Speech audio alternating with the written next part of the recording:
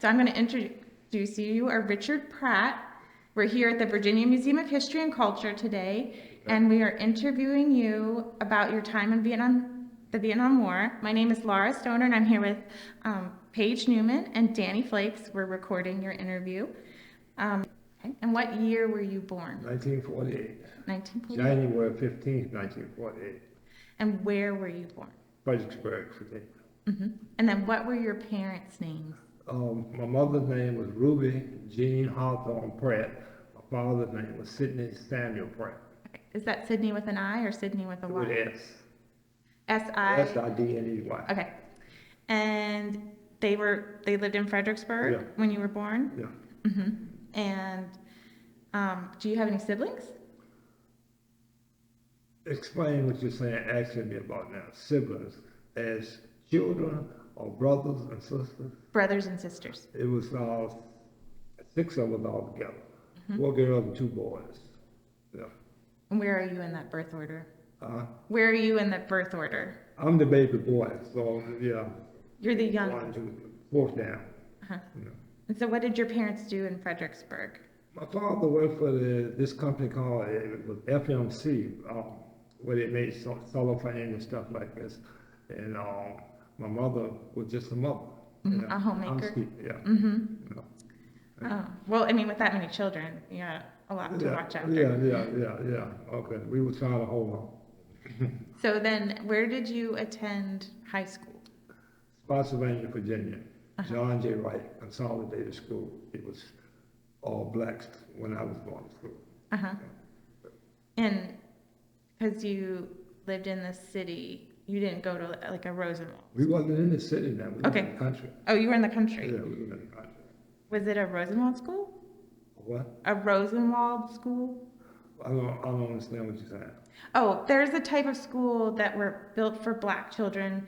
The funder was Rosenwald, and he had his money through the Sears.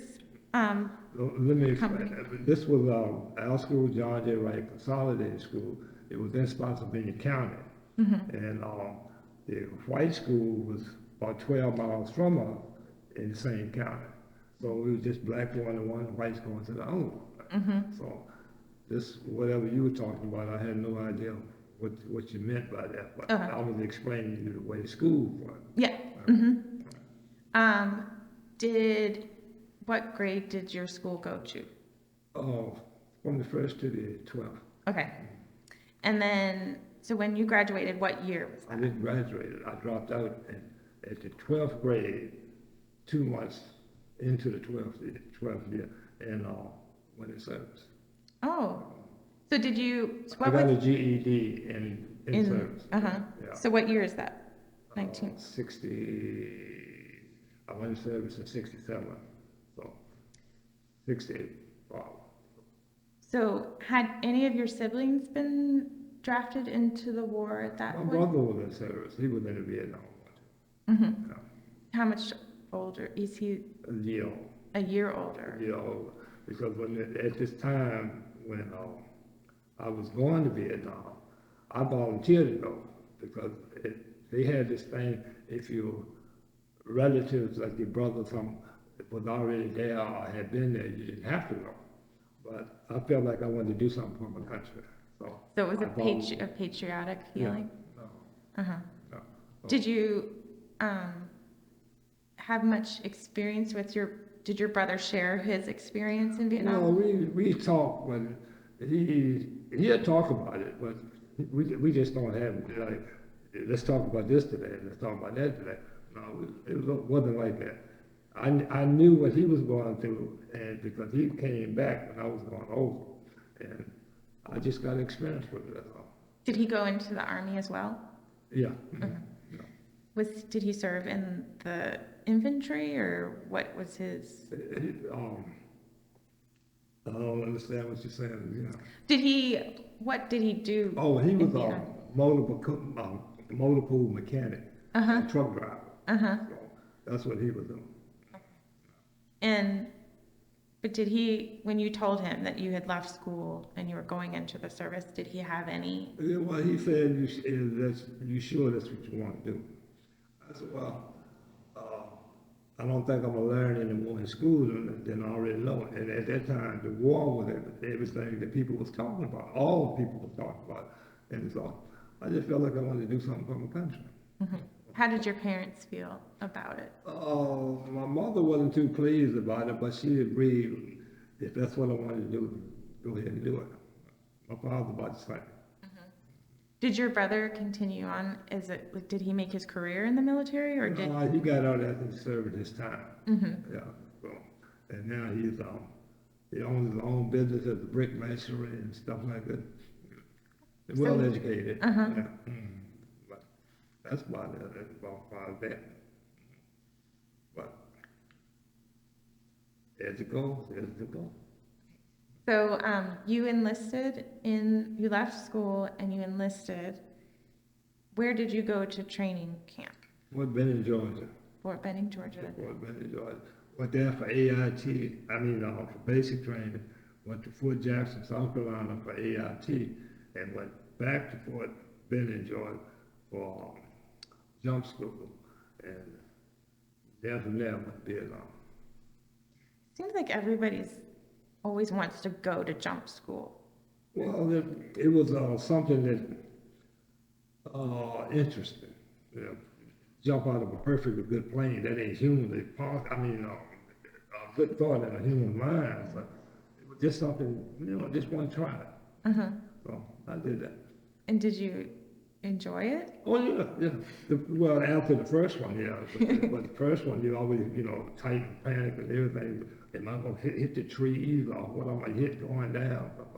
But it was fun. So when you went to Georgia, was that the first time you had left home for a significant amount of time? Yeah. How did you stay in touch with your family while you were in basic Road training? letters. We didn't have cell phones and phones that you can just go call somebody. But we wrote letters. And long distance was expensive Oh yeah. at that time. So you were in the 101st Yeah. Airborne Unit, and then you went over to Vietnam. Where did you go? I went to Benoit first. That's what. I went to New Jersey, left New Jersey, and went to Vietnam. So you flew from New Jersey to Vietnam. Yeah. Wow. It always seems like the people we've interviewed, they go to California. Yeah. But I left out of New Jersey. Uh-huh. Yeah. Where did you stop anywhere along the way? I think we stopped. It might have been in. I don't know for sure, but I know the plane stopped one time anyway. Mm-hmm. But that's about it. So you got to Benoit. What was your first impression? My first impression was not to get off the plane because they were shooting rockets as the plane was landing. And it was telling everybody to, we had to be fully dressed anyway before we got off the plane. Telling everybody to duck your head and be careful because it was shrapnel was flying everywhere. So that's about it. One didn't want to get off the plane. But after that, Vietnam is not what everybody say it is. And most of the people that went there, a lot of them didn't want to go, but they went anyway because they was drafted to go. But most of the people that I knew in my company and stuff like that, they was kind of settled with it. They knew that it was there for a reason. We never could figure out why we were fighting these people in their country, but we just knew something was going on. So we were there to do our job. That's about it. Okay. You were saying that most people that went to Vietnam were kind of settled with it. And they knew they needed to do something, but they didn't know why they were in another country doing it. right, basically. Mm-hmm. If there was an argument between the governments and the politicians and stuff, they should be fighting, not us. Mm-hmm. But a lot of them just said, well, we fighting, and they getting all the glory about it, right? I don't know. I ain't figured that part out either, but I ain't gonna try to. Did you, just backing up a little bit, you had gone to segregated schools, but when you went into the military, it was integrated. Yeah. How did that affect you?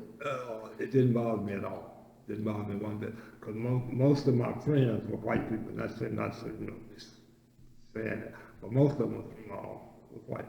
Mm-hmm. They kind of blend in just like my brothers and sisters. Mm-hmm.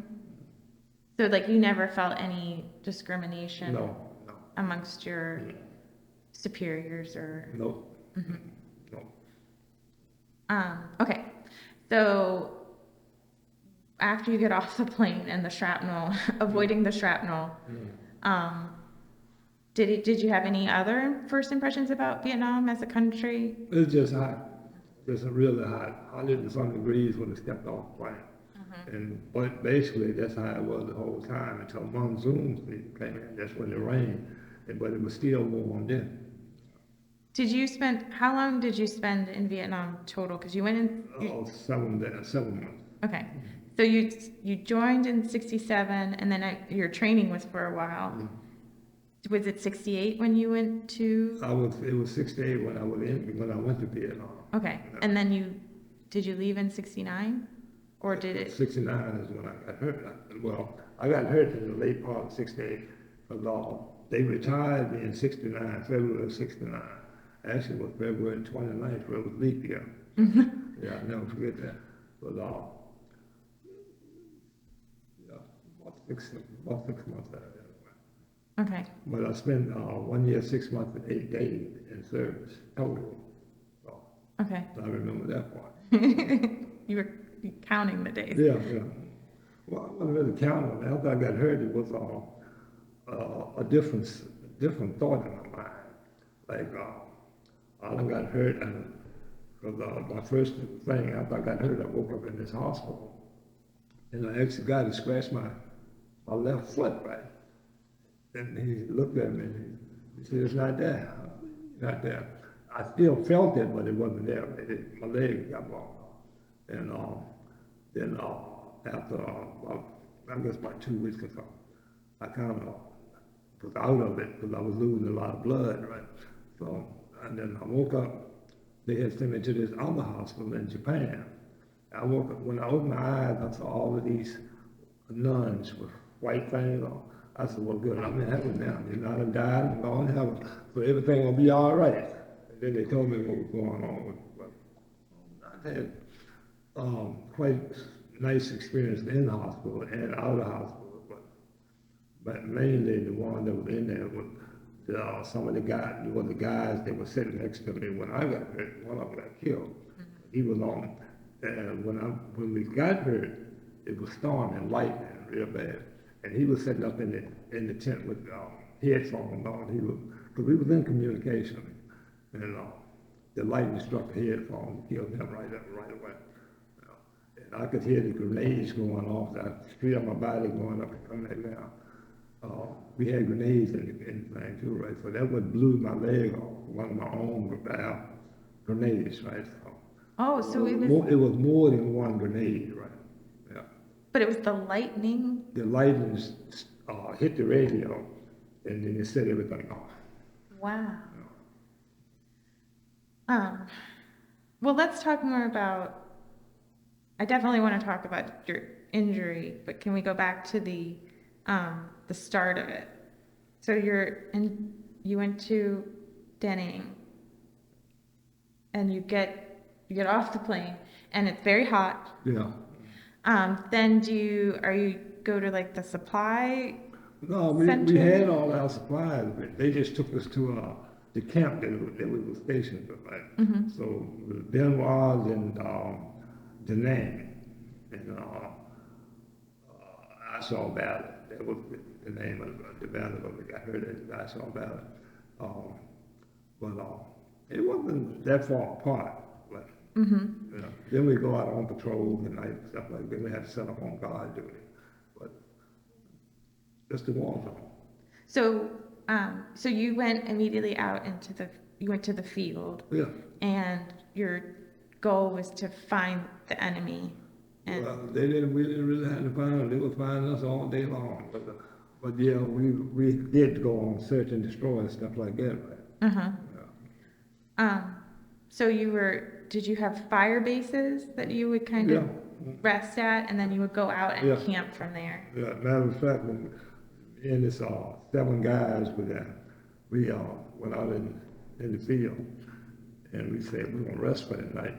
So we get on the hill like this and open up our little thing and get ready to take a nap. And 175 gun was right over top of our heads and they started shooting. So on that we could do was move. I mean, they weren't shooting at us, right? It was our guns, but we didn't know they were that close to us. Oh, Yeah.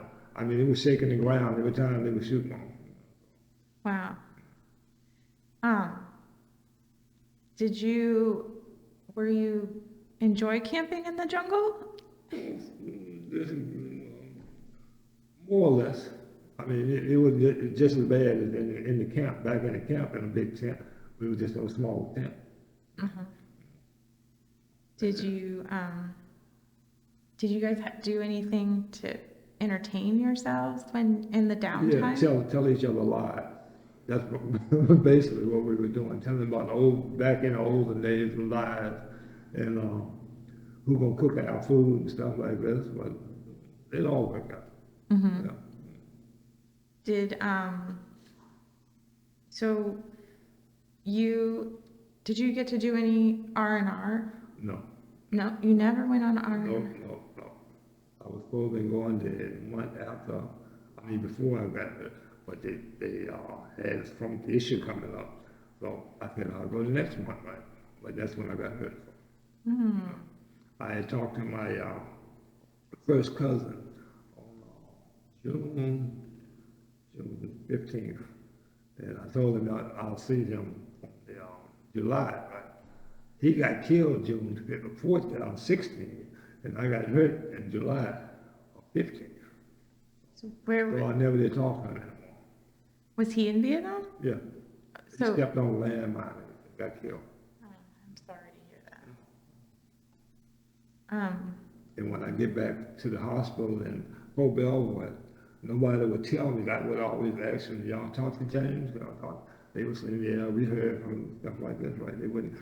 I was, the doctor told me not to tell me because I was that bad. You know. it was touch and go, so Yeah. they wanted to make sure you were as strong as possible.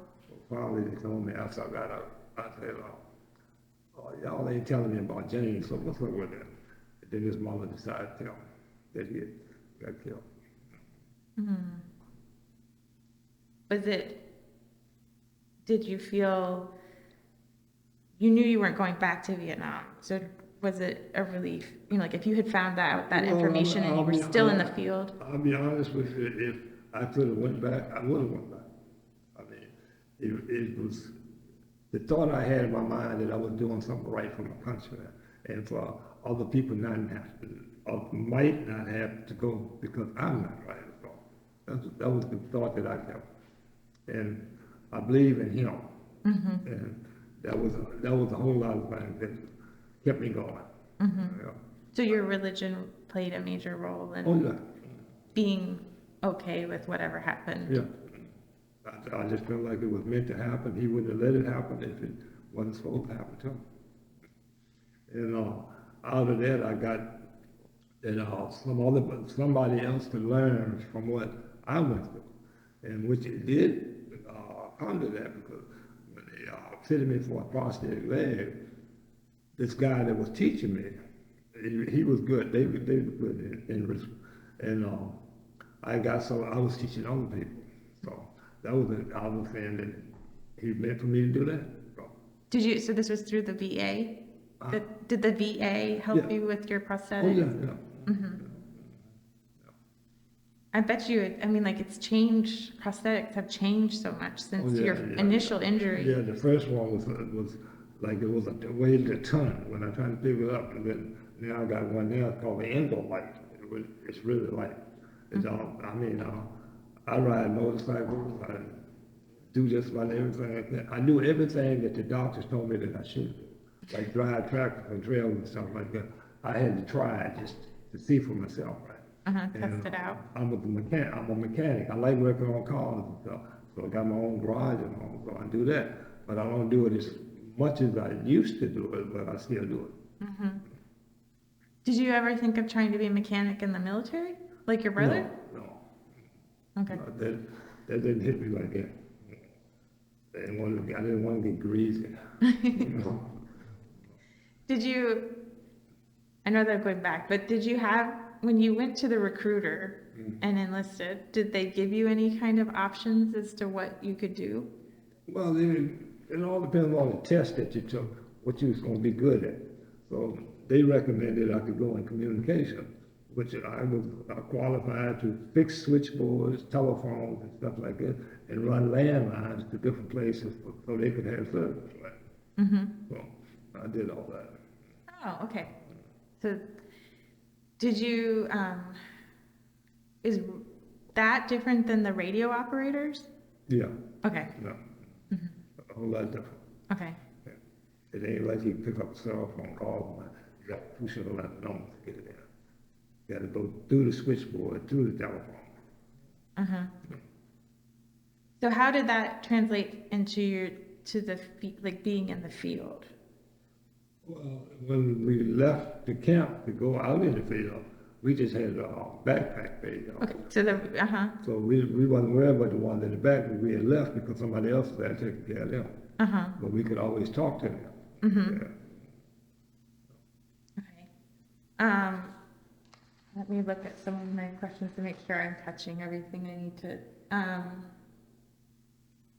So, do you feel like your training prepared you for what you faced in Vietnam? Some, Some. yeah. What do you think was the most helpful thing you learned in your training for Vietnam? Getting your mind right. That was the best thing. Yeah. No matter what somebody else would tell you, always have it in your mind which one you want to go. That kept me. Be decisive? Be decisive? Very. Mm-hmm. Yeah, like right to the point. That's why I was just saying that earlier. I'm straight to the point person. If somebody come and ask me something, don't be around the bush, just ask me and get over with, right? That's basically what it is. Mm-hmm. What do you think was the least helpful thing that they taught you? Huh? The least helpful thing that you learned in basic training and other training? Let me see. The least.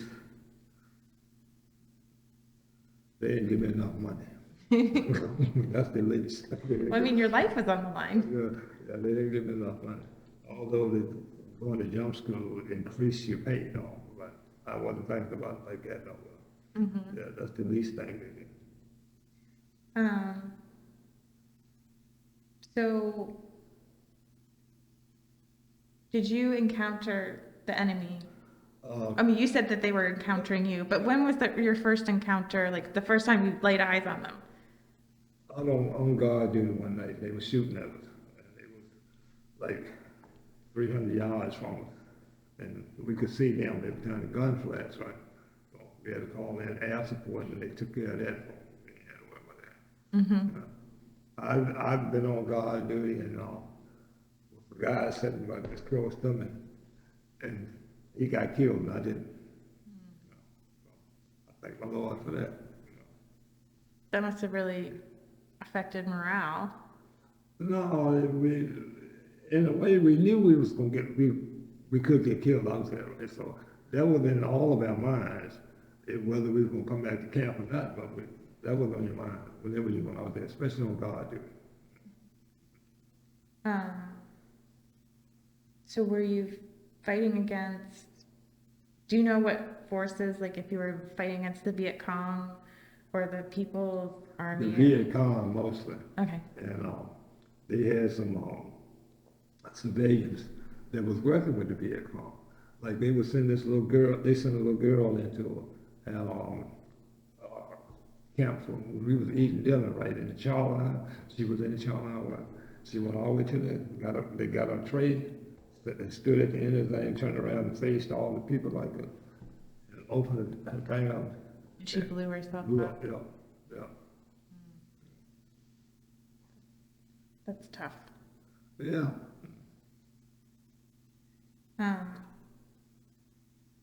Do you have any feelings about the strengths and weaknesses of the enemy forces that you faced? They were strong. They were really strong. And to be truthful about it, I think they were a little smarter than we were. Well, they had home team. home field advantage. Huh? Home field advantage. Yeah, they had that, yeah, and they could get on a tree, you wouldn't even see 'em. And the jungle was right thick. You see all of these vines that run on trees right here now? Mm-hmm. That's like, The kudzu. huh? The kudzu. I don't know, whatever it is, they covered the whole tree up and stuff like, that's way Vietnam. Uh-huh. Yeah, other than, poppy field, marijuana field, that's where it is. Um,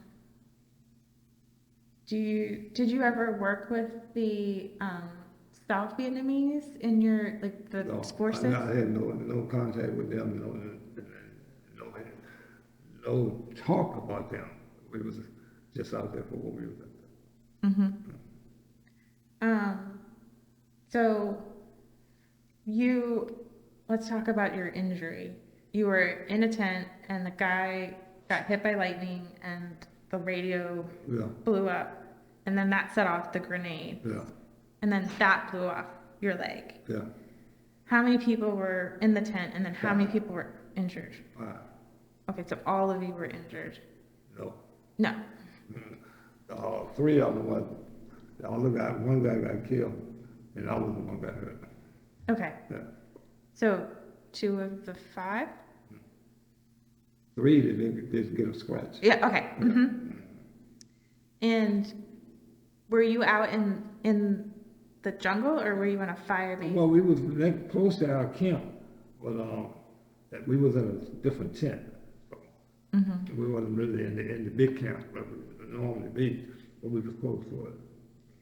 And how did you receive medical attention? Did they helicopter you out? I think we was out there for almost a day before they could get the medic back to us. And they had a medic Yeah. with you, so how did he give you pain management? Well, he was right on time too, right? Because he was one of the 3 that didn't get hurt. And matter of fact, he took my belt off and put it around my legs. Tourniquet. Yeah, and he had stuff that he could give us, and plus we had some stuff in our backpack that we could give our own self to numb our pain, right? So what were those things that you carried with you? What was the pain management that you guys had? A little piece of corn, ear of corn like this, Uh-huh. and it had a needle in it. It was for morphine or something like that. All you do is hit yourself like that, just like that. Oh. But it looked like an ear of corn. Looked like an ear of corn. It looked like an ear of corn. So, I mean, how did you take a day of, I mean, were you conscious in that day? More often, back and forth. In and out? But the medic, he was keeping me going. So then they eventually got a helicopter to you? Well, Or did you go out another way? no, they matter of fact, helicopter to us Okay. to pick us up. And so you went, what was the first kind of hospital you were in? A field hospital, as they call it, field hospital, just a tent with doctors and nurses. That's about it. Is that where they decided they had to amputate your leg? Well, my foot really got blown all the way off. Uh-huh. So, but they had to revise my stump, as I call it, after I got to Mobile. Okay. Yeah. So it wasn't until you got back to the States that they They didn't want it to get infected over. gangrene or. Yeah. Mm-hmm. Yeah. Because I imagine, like, if you're in the jungle and your foot gets blown off, there's a lot of things in the jungle that could Yeah. make a wound unhappy. Oh yeah. Like leeches and everything else, Mm-hmm. and mosquitoes, Uh-huh. and what else that they had, like a fly. Uh-huh. Excuse me. But they would always fly around you, especially if you're laying still. Uh-huh. If you didn't have no spray or something put on you, they would just come like they land on you. Uh-huh. And they was huge. Oh. I don't mean big, I mean huge. This is kind of a side question, but did you see any interesting animals in the jungle? Well, I saw a couple of monkeys and one python, a snake. That was interesting because he was so big. You know. I seen a truck run over and the truck blew like that. That's how big the snake was. And the snake kept going. The snake didn't care if it had been run over by a truck. But they were good eating too. Some of the snakes was right. You know, they were good for food. You put 'em up, cut them up and put them in your sea ration. Like the snake was like that. You skin them and just Uh-huh. hold them over around. Did everybody eat snake? Like, was that No, a common everybody, thing? no, not everybody. People with wild imagination, they eat snake. Uh-huh. Yeah, everybody's kind of scared of them because you steal a snake. Yeah. Uh-huh. But that's about all the animal that I can find out. Did you have a favorite type of sea ration that you enjoyed to eat? Called lips, like almost like the oodles and noodles that you get today come in a bag like that. All you do is add hot water and put them in your steel pipe. That's it. It's good eating. Oh yeah. Okay, so back to you go to the field hospital, then so from the field hospital, do you go to another hospital or do you go straight to Japan? Well, from the field hospital, they sent me to Japan. Okay. So that was field, Japan, and then from Japan, they sent me back to the States. Uh-huh. Do you remember the medical flight from Vietnam to Japan? Not the one from Vietnam to Japan, but the one from Japan to Fredericksburg. I mean, well, I'm gonna say Fredericksburg, Virginia. Mm-hmm. Yeah, I remember that one. Yeah. I remember when they were taking me off of the plane, and when they rolled me in the hospital. So like, could you sit in a seat or did you have to be laying I was down? on the stretcher the whole time, on the bed. Matter of fact, when I got to Fort Belvoir, I couldn't even turn over because I got so much, wounds and stuff like that. They had to do a lot of skin grafts on me. Oh. So Uh-huh. they would put me in a bed that hit a button and then it was coming from my back to my stomach, right? Stayed like that for about 5-6 months. Then they started putting skin grafts on me. No sense about this now. Our sister come up there, she wanted to give me, she would take some of her skin. She was a little too black. No offense now, but she was darker than I was, but I was just kidding with her, right? Uh-huh. So she said, I see you in a good humor, bro. That was a generous offer, though. Yeah, I appreciate it. So your family was able to come and support you Yeah. when you returned to the States. Yeah. Uh-huh. Did you, I don't know when you met your wife, were you involved in a relationship when you went to Vietnam? Well, yeah. I don't know if I could put this on record or not, but I was kind of like it is. When I was in school, I had 2 girlfriends, and they had a daughter apiece. Uh-huh. One was born July the 9th, the other was born July the 10th, 11th. Yeah, the 9th and 11th. So that was good. I came back to them too, right? So, and they came to see me, but they were, little small babies, but they came to see me. So. Mm-hmm. But it was static, as they would say. Uh-huh. They used to ask me questions about what went on in Vietnam and stuff like that. Actually, one of my nieces told her mother that she would come drive her tricycle to Vietnam to see me. She said, "No, you can't go like that." This is a sweet thought. Mm-hmm. So now you've come back to you're in the United States, and you are an injured vet. Did you, people aren't in '69. People are protesting Vietnam. Yeah. Did you feel how was your welcome back to the community? Well, my family welcomed me like they were glad to see me. Even the doctors at the hospital, Dr. Tilson, he's the one that did all the work on me and stuff like that. He was saying that how he didn't understand the war either, right? So he was trying to get me to to really talk about stuff like that. Then he was asking, what's it, the PTDS? PTSD. Yeah. Now see, I don't consider myself as ever having that or want to have it. I've seen people that was laying in the bed next to me, especially here in Richmond and McGuire, a whole lot better off than I was. And walking, talking, and he had no scars or nothing like that. But they was always like hitting on this disturbance that they had, right? How can you feel like that?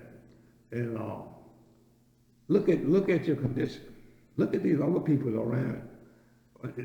Taking in consideration how they feel listening to you to talk about this dumb stuff. I started saying bad words,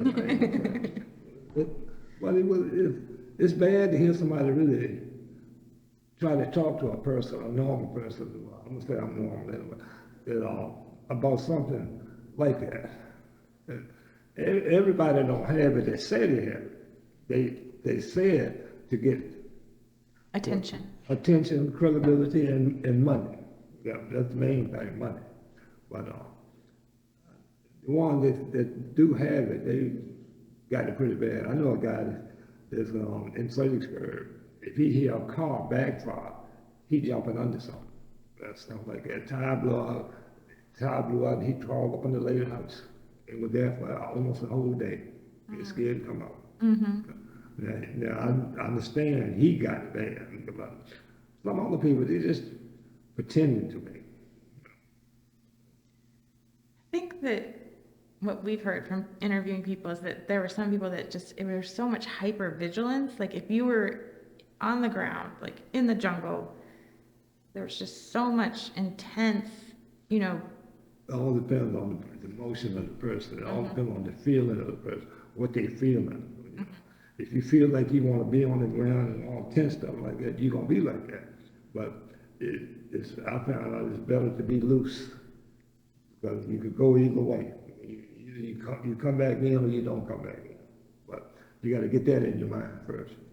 You don't go out there with a rifle and a bag of grenades and stuff like that to shoot somebody.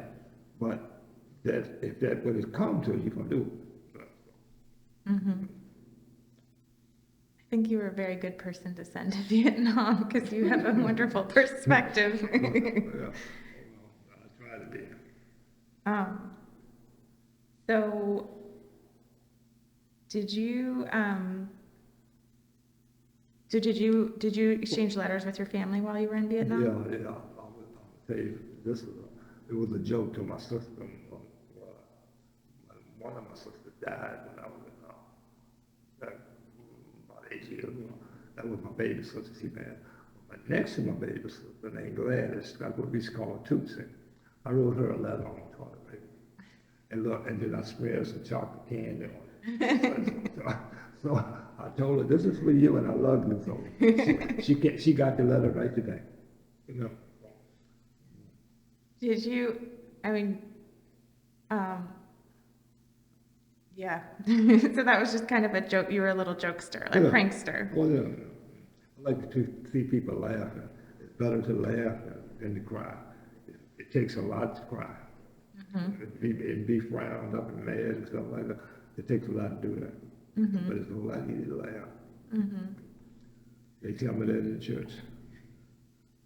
Were you able to attend services in Vietnam at all? No more than the priest would come by and would just say a quick little prayer over the hall, like that. Like the chaplain? Yes, yeah.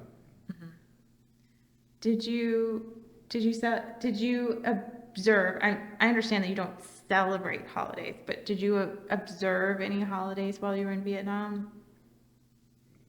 New Year's. Yeah, that's about it. Did you? So was that? So did you notice differences in how they celebrate New Year's? It was just us guys, the ones in service. I wasn't around all the people like that. It didn't really make no difference to them. I don't guess no way. They were still shooting them guns and popping them firecrackers. Well, that's about it. Did your family send any care packages or? Oh, yeah, especially my mom. Everybody took it too. They took most of it before I got it. So what would your mom send you? Like potato chips and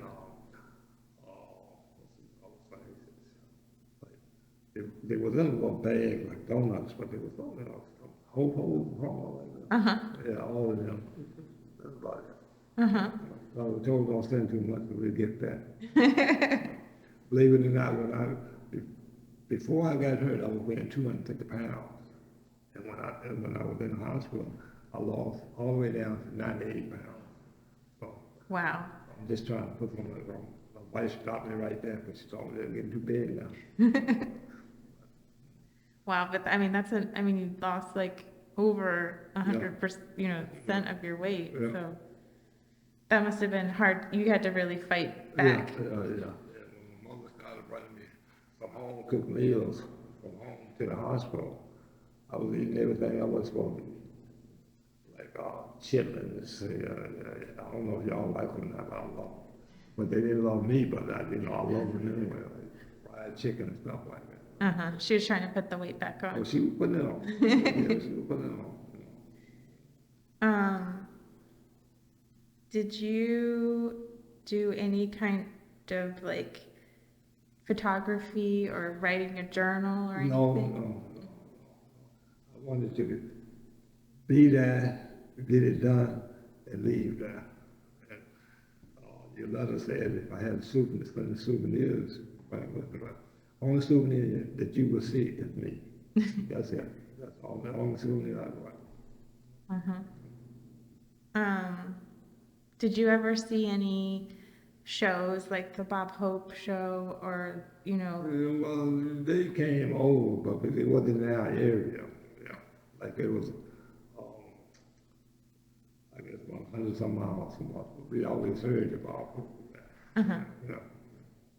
Did you ever see the donut dollies? To who? The donut dollies. They were Red Cross volunteers that would come. Well, there was a lot of Red Cross people there, yeah.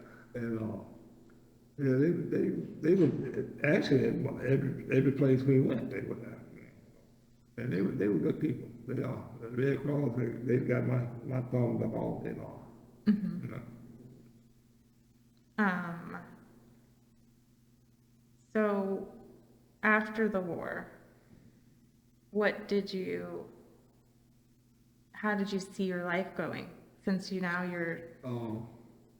Trying to figure out which way I was going to go, what I was going to do. And for a long time, I really didn't want to do nothing to eat. And then I decided that I was going to, like my father's house was down the road, I put a trail up this way. And I was about maybe 400 yards or something like that from my father. And one day I decided I wasn't going to put my artificial leg on and try to walk down there because I needed crutches to walk, but then I hopped down there on my leg. And when I got there, my daddy almost wanted to hook my butt. How come I didn't just send him a signal? He would have came up there and picked me up, right? I just wanted to try it. And I really wasn't supposed to do that because my knee on my right leg. You put too much stress on it. Yeah. But then, do you feel like that was a turning point, like that you Well, kind it of? was a point where I figured like I could do it because they said don't do it. Mm-hmm. It just wasn't like one of those options. I shouldn't have did it, but I did it anyway. Did you feel like the military and the VA helped you in your transition? Oh yeah, 100%. So, what did you do professionally after you recovered from your injuries? Became a mechanic. Okay. And just started working on stuff. I even told my dad to truck pieces when he was at work and put it back together before he got home. And he said, this ain't right there. He said, well, we're going to buy another truck and do the same thing. He's doing it right now. But he would haul, cutting lugs and haul them too, right?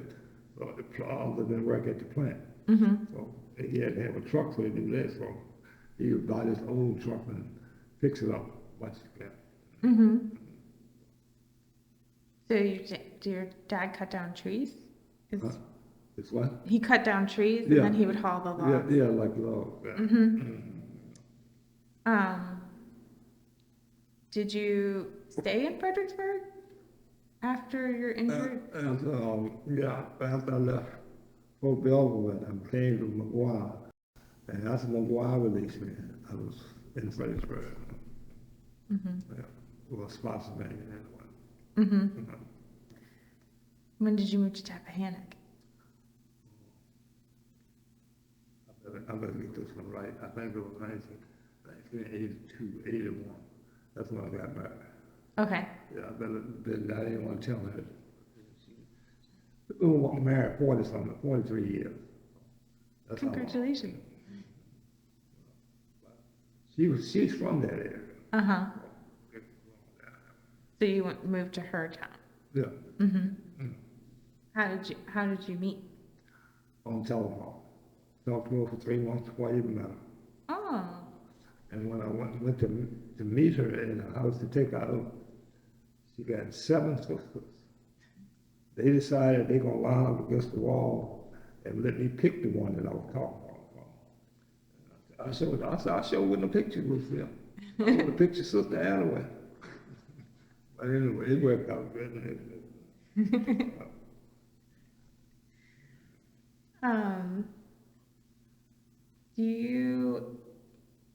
How did you feel about the fall of Saigon in 1975 after, I mean, you had been home for a while. You're probably, you've dealt with your injury, so maybe you're doing pretty well, with mechanics. I felt like it was a wasted conversation when they even said the thing about fall of Saigon. I really did. I mean, people over there doing what they can to keep everything together, and then all of this just like that. I didn't dwell on it, not at all. Mm-hmm. Do you participate in veterans groups? And what? Veterans groups? Yeah, for a while. And then they got to talking crazy too. I ain't saying y'all talking crazy now, but they be talking about stuff. Why did you do this? Why did you do that? Why didn't you do this? Why did you do that? And it wasn't like that. It wasn't like that. We had to do what we had to do to survive and did what we could. So that's about it. So I stopped going to them. Would you say that it was Vietnam veterans questioning Vietnam veterans? Yeah. Huh. Yeah. And some of them was like Korean veterans, or some of them like they was like saying we did it a different way and stuff like that. That's all good, but it's just your mind, whatever set you're gonna set it in, how you can answer that question.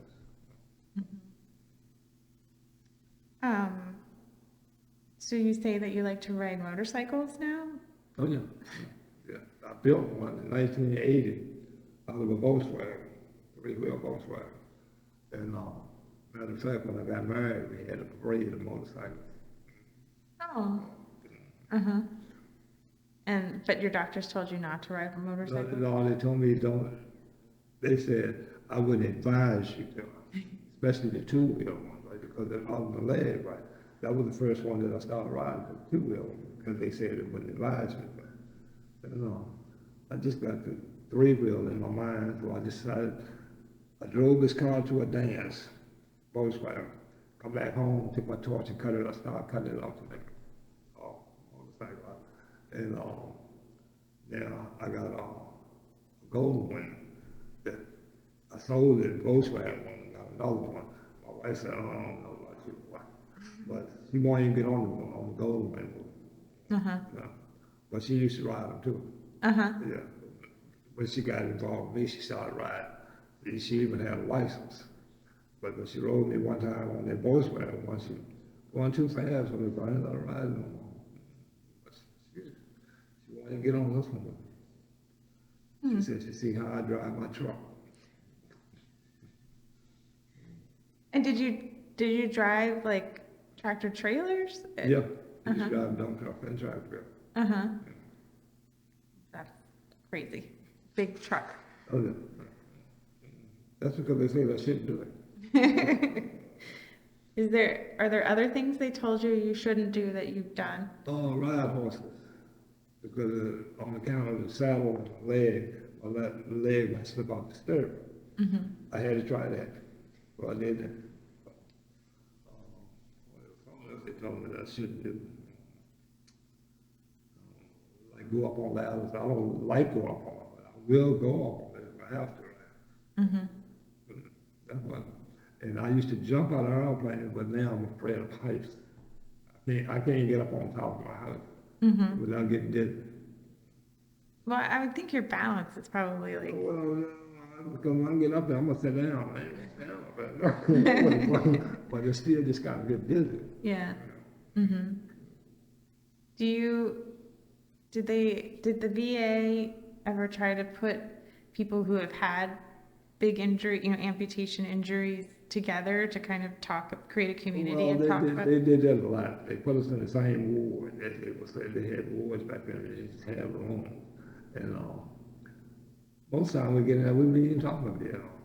We would just talk about how your family doing, stuff like that. But we wouldn't talk about Vietnam. Overall, what do you think about the U.S. participation in the Vietnam War? It was a loss, a waste. But they was doing what they thought was necessary, which was unnecessary. But, do you see anything that it comes to that? It's hard to see. Yeah, it is, from our point of view.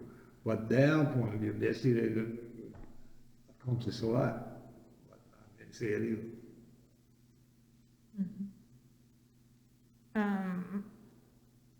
If someone offered you a trip to Vietnam now, I would take it.